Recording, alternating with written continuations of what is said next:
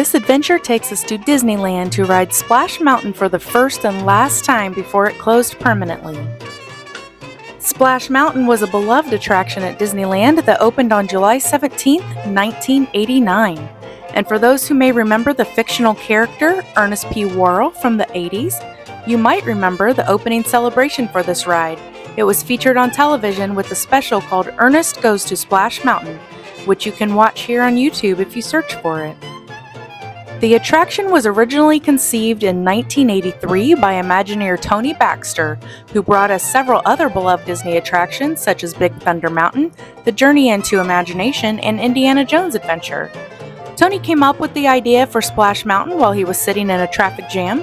At the time, another Disneyland attraction, America Sings, was closing, and he wanted to make a new attraction to attract guests to the often empty Bear Country Land at Disneyland, a land that was later renamed to Critter Country.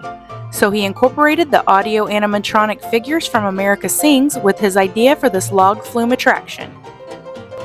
As the ride was being imagined, it was supposed to be named Zippity-Doo-Dah River Run, but was later changed to Splash Mountain as the then CEO Michael Eisner wanted to use the ride to help market Disney's upcoming movie Splash. The idea for that never took off, but the name stuck around.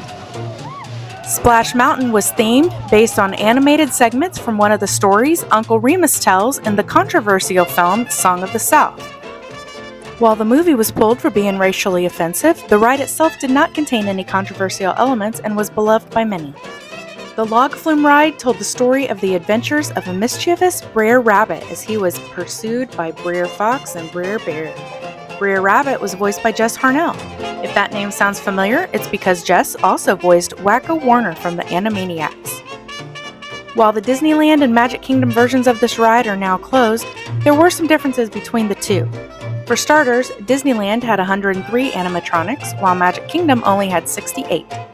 Magic Kingdom did have more drops, however, coming in at 5 drops to Disneyland's 3, but Disneyland's largest drop was higher at 52 feet versus Magic Kingdom's 50 feet.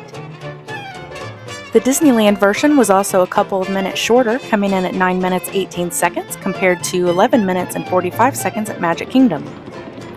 Both versions are now closed, however, to be rethemed to Tiana's Bayou Adventure based on the movie The Princess and the Frog. We were fortunate enough to get to ride it for the first and last time during our trip to Disneyland in May.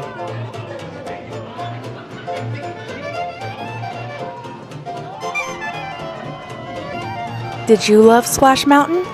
Let us know in the comments below, and be sure to like and follow our channel for other adventures from our trips to Disney and beyond.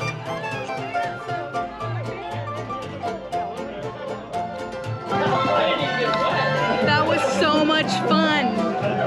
This is a very different version than Disney World, and one of the last times we'll be able to ride it because it's closing at the end of May to be rethemed. So that was exciting. I'm glad we got to do this. What do you think? Yeah, it was fun. It seemed a little shorter than Disney World, but yeah, it was great. Have a zippity-doo-dah day!